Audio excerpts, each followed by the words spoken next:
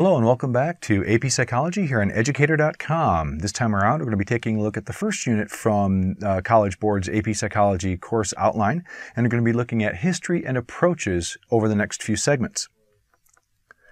So, history and approaches, as you look through the guide that's linked below from the College Board, the history and approaches will take between 2 and 4 questions out of the 100 multiple choice that we have for the AP Psych exam.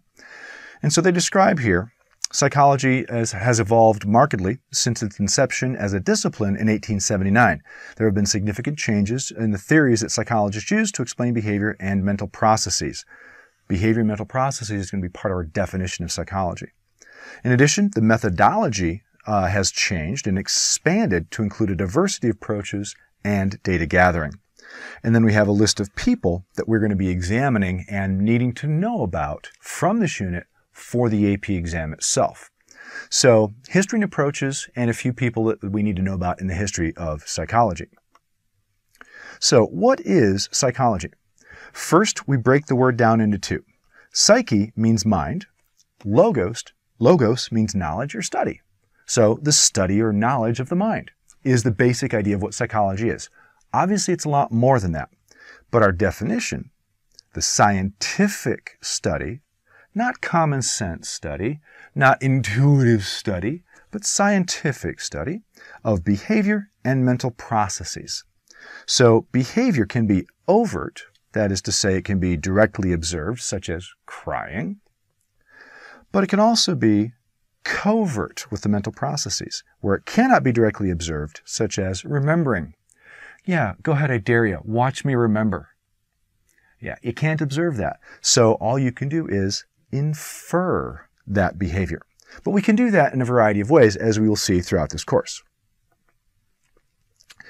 An abbreviation that I'll be using quite frequently is the Greek letter psi. And I just wanted to I just wanted to find this particular one, but it's an abbreviation that I will use for psychology. What is psychology now?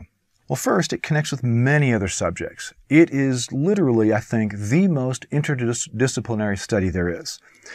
We look at humans and other animals, rats, rabbits, dogs, cats, you name it. We're going to be looking at behavior.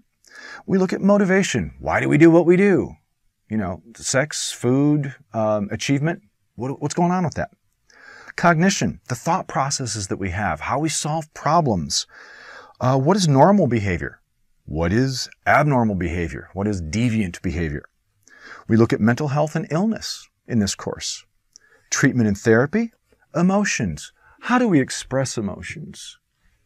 Can we express emotions? Should we express emotions? We look at individuals and their social context. And that's actually the last unit of the course, social psychology, people in groups.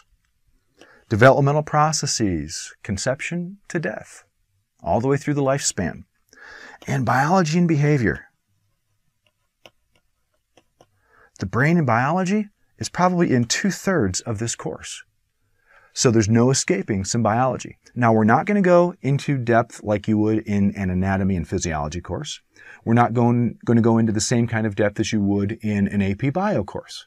But we do have our fair share of biology, and we're going to need to look at brain parts. And so that's okay. It's good stuff. I'll make it easy for you to remember.